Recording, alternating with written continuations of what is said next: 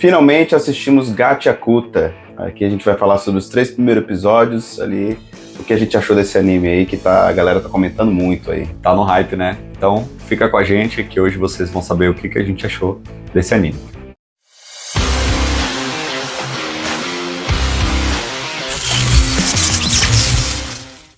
Então, galera, a gente assistiu aí o primeiro episódio do Gachakuta, que ele começa num enredo assim, num mundo distópico, né? Por incrível que pareça, eu lembrei de um país aí, cara. É o quê? Cara, eu também, mas antes da gente entrar nesse meio aí, eu queria saber o que tu acha do nome, né? Eu queria saber de vocês também, comentei como que vocês estão chamando, porque tu falou Gachakuta, eu falava Gachakuta. Ou Gachakuta, igual Ou eu já escutei. Gachakuta desse.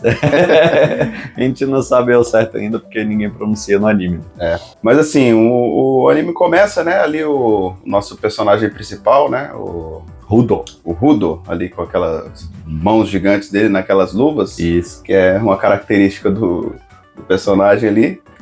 Começa ali ele roubando coisas na cidade. No lixão, né? No lixão. Ele assim, me pareceu... na cidade, né? Bonita ali e tal. A cidade é dividida em uma desigualdade social, né? Tem a galera que vive ali no primeira classe e a galera do subúrbio. E esse moleque é o que vive na periferia, né? E a galera da periferia é chamada de tribal. Tribal, exatamente. E pelo que aparenta ali naquele mundo é o pessoal limpo, né? Tem o pessoal tribal, que é o pessoal sujo, anda com roupa suja, e o pessoal limpo é tudo branco na cidade. Isso. Cidade Eles olham torto e direto, né? E chamam de lixo. Não quer chegar perto, não fala comigo. Imundo. Isso, exatamente. E isso, lógico, é uma crítica social, né? Que eu acho que o autor do mangá faz à humanidade, né? Querendo ou não. Mas é muito mais profundo que esse, o anime vai decorrer. Até os funcionários das pessoas que têm grana ali, eles se vestem melhor do que a galera da periferia. É tudo muito fino, né?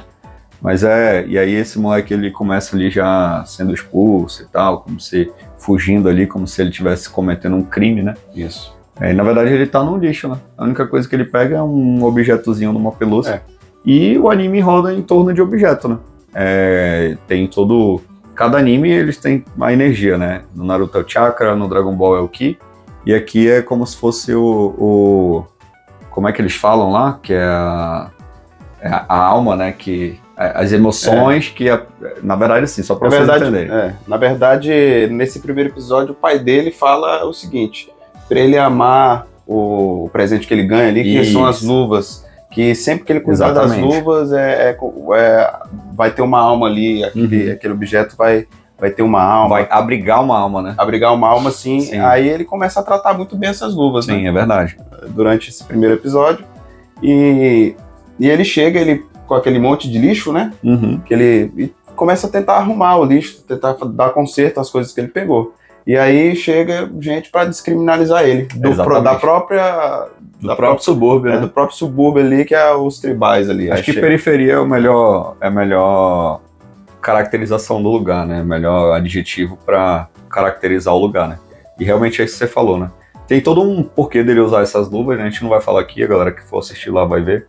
Mas uma informação importante é que o pai dele, que o Carlos fala, também é um cara que não é pai dele biológico, é que criou ele. Então tem toda uma conexão, né, entre ele e esse cara. Então isso é bem importante pro anime também, né? Sim. E é o que vai rodar em torno disso, né? E no primeiro episódio já acontece ali uma catástrofe grande, que o personagem principal, né, o Rudo, ele vai ser acusado disso, né?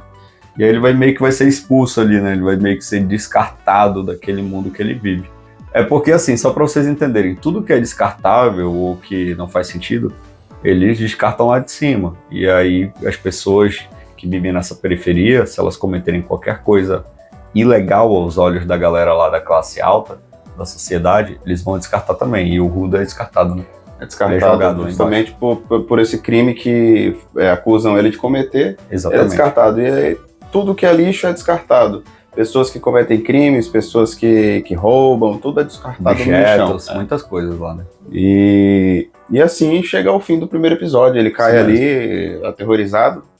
Tem mais coisa, mas a gente vai deixar vocês assistirem lá, justamente para vocês virem comentar depois aqui no vídeo. E é um resumão, galera, dos episódios, para o vídeo não ficar tão longo também. O episódio 2 já começa com ele lá embaixo, né? O que aconteceu com ele, né? Ele não morreu. Ele não morreu, ele sobreviveu à queda, né? Inclusive, o anime, ele tem uma coisa muito legal, né? Ele consegue trazer o drama dessa queda, a música, tudo é bem construído, né? Eu achei bacana, o anime é até bonito. Né? Não gostei da arte do mangaka, ou da mangaka, que eu não sei o certo, mas o anime, de uma maneira, ele é bem bonito. Me lembrou um pouco o Hunter vs Hunter, o traço. As agressividades ali do tamanho da luva, né? Da luva, os pés assim. Sim. E aí ele cai e ele já enfrenta alguns monstros gigantescos lá, né? Que a gente não vai falar para vocês como que são formados, mas é até curioso e inteligente a forma como o autor pensou para os monstros existirem. Né? E o legal é que ele, vendo que ele não morreu, né? Depois de uma queda absurda, e ele lá ensanguentado, começa a andar e surgem, igual o Lucas falou, esses monstros, né? Sim. E ele começa a lutar pela vida dele ali. É ali que ele começa até a se autoconhecer melhor, né? Acho que ele não tinha noção do certo poder que ele tem e da onde vem esse poder. E aí ele consegue brigar com os monstros lá, né? Mas os monstros acabam que não são derrotados, né? E aí surge um personagem que vai ser meio que importante pra trama, que vai ajudar ele a sair vitorioso aí dessa batalha com os monstros, né? E na verdade, esse cara, antes desse cara chegar, ele lembrou do pai dele e da importância que as luvas tinham, né? Isso. Aí ele vendo lá que ele caiu e não morreu, ensanguentado ali, ele começa a andar e de repente surgem os monstros, igual o Lucas falou, né? Gigantescos e bem caracterizados, bonitos. Bacana. Bem infernal, né? Porque Bem infernal, foi jogado no lixo, né? A ideia é essa, né? Ele cai ali como se estivesse caindo no inferno, né? E ele mesmo fala, né? Sobre isso. E ele cai, logo após que ele cai, né? Ele usa aquelas luvas dele, lembrando do pai dele. Isso. Aí causa um apelo emocional. Sim. E surge um poder ali. Tem toda uma carga envolvida, né? Que faz com que ele tenha esse poder, né? Que ele consiga, na verdade, meio que... Ele destrava o poder, né? Ele não sabe que tem. Ele destrava um poder ali. E é justamente pela frase que o pai dele fala sobre cuide bem desse objeto, que aí vai residir uma alma, se você cuidar bem. E surge esse poder e ele começa a usar para sobreviver contra esses monstros, né? Sim. Só que ele ainda não sabe usar esses poderes. Aí chegou o Andy, né, Lucas? O Andy ele já tem uma pegada mais, tipo, eu já sei tudo que tá acontecendo aqui, né? Eu vou te guiar, te salvar. E, na verdade, o Andy, ele é como se fosse vou usar aqui uma palavra só para facilitar o entendimento da galera. É como se eles fossem despertados ali. Eles têm poderes que as demais pessoas não têm. E o Andy é um que tem desses poderes, né? Sim. Tanto é que o Rudo fica impressionado quando vê ele com um guarda-chuva, né? E ele usa esse guarda-chuva para derrotar os monstros. E através do guarda-chuva do Andy, os monstros não ressurgem, né? E aí eles saem de lá e tal, ele vai explicar pra ele que mundo é aquele, aí ele descobre que ali tem cidades também, né, e depois ele acaba sendo capturado ali, né. E o que impacta o Rudo nessa cena é descobrir que ali é a superfície e não o inferno. E que onde ele estava era o povo celestial, que o pessoal da superfície chama de celestiais ali. O segundo episódio ele serve exatamente para isso, para te mostrar a classificação das coisas, né? Quando ele cai, lá embaixo é a superfície. E a galera que vive em cima é conhecida como celestial. E a galera que vive embaixo não gosta da galera que vive em cima. E o interessante é que esse negócio é tão impressionante assim, de crítica, as coisas que lá no céu, no céu que eles estão, existe a classe alta. Exatamente. Aí existe os tribais, que já são escória. Exatamente. E existe o povo da superfície que ainda é mais... a escória da escória, que vive junto ao lixo, né? E aí o povo da superfície tem uma certa raiva misturado com angústia ali do pessoal dos celestiais, porque eles falam que o mundo é daquele jeito lá embaixo, porque tudo cai lá de cima. Então tudo de ruim que acontece lá embaixo é oriundo lá de cima. E eles tocam num ponto assim, eu não sei se eu vou usar a palavra certa, de acumular energia negativa, e daí que sai toda a desgraça que o povo da superfície está vivendo, que são os monstros, tudo de ruim que acontece é justamente pelo lixo que cai do céu. Isso mesmo. E aí depois ele meio que deixa o cara lá o Rudo ser capturado para ele ver como é que o Rudo vai se sair dessa situação, né? E aí os caras lá de cima demonstram toda a amargura que eles têm, né, de quem vêm lá de cima, né? Os caras, no caso, da superfície. E aí é até uma cena bem impactante, assim, né? Fazem ele comer lixo, amarram ele, falam que vão vender ele, que tudo que vem lá de cima eles usam para ganhar grana, né? E aí é quando as coisas acontecem, né, Carlos? Você vai falar melhor sobre isso aí. Aí, numa cena forte lá, ele, inclusive, o cara empurrando comida na goela abaixo dele, podridão. Falando que ele não presta, né? Justamente por ele ser superior. Que a galera da superfície se sente inferior, lógico, né? Que ele não sabe o que é dor, aí ele começa lá a empurrar comida.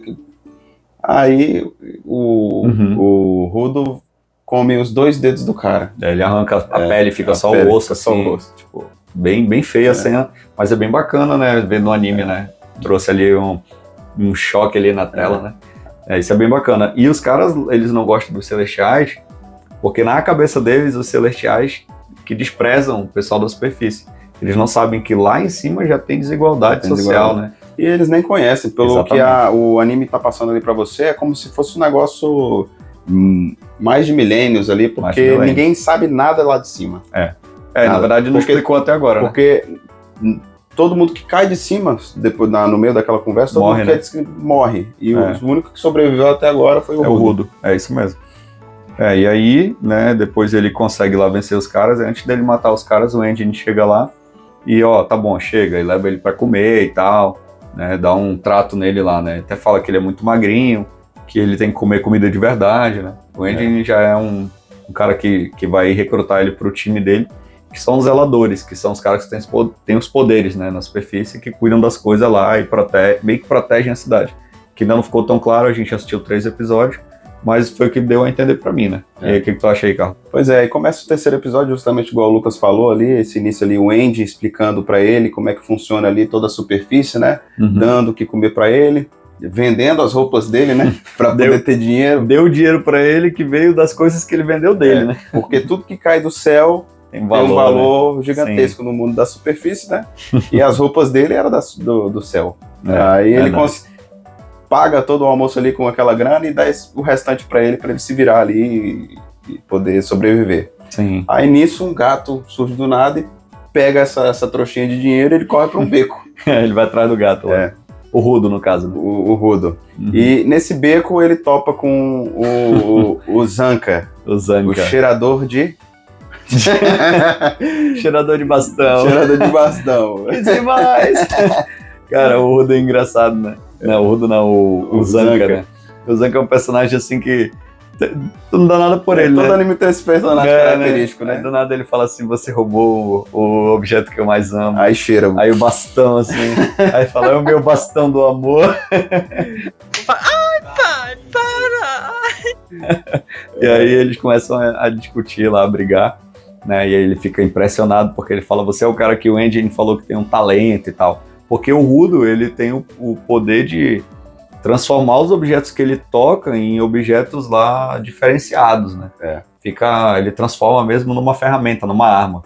Então o Zanka fica impressionado, eles começam a brigar lá, né? Porque esses zeladores todos têm um objeto específico e ele só consegue dar vida a esse objeto único. O Rudo não, ele tem as luvas e essas luvas conseguem transformar qualquer objeto em alguma coisa poderosa. É como se a luva conseguisse transcender para o objeto qual ele está segurando, né? Isso é bem bacana. E é engraçado como ele resolve a briga, né? E depois que ele percebe que o Zanka tem um amor pela vara, ele pede desculpa, ele fala que ele não queria roubar a vara e tal. Aí ele fica de boa, né? Aí ele lembra, né, que o Hector lá dos Celestiais fala pra ele que ele tem que sorrir pras pessoas, né? Sim. E engraçado que até esse momento... É engraçado, cara. Eu não tinha percebido que o personagem não tinha sorrido em nenhum momento. Aí ele vai tentar sorrir, galera. É bizarro, ele sorrindo é bizarro. Ele não sabe sorrir, justamente pela vida sofrida dele lá. E aí o Zanka fica... achando que ele tá tirando sarro dele. Exatamente. Ele fica escandalizado lá, que é uma cena feia, né? Que inclusive eu já tinha visto em muitas redes sociais a galera usando como meme. Bem legal. E eles voltam a discutir de novo. Aí nessa que eles voltam a discutir, o Zanka toca num ponto muito importante que é sobre o objetivo da vida dele, que ele fala, o cara como você não é mais ou menos isso, não tem objetivo sério na vida. Esnoba ele, né? Esnoba. Aí ele lembra da morte do pai dele ali, do primeiro episódio.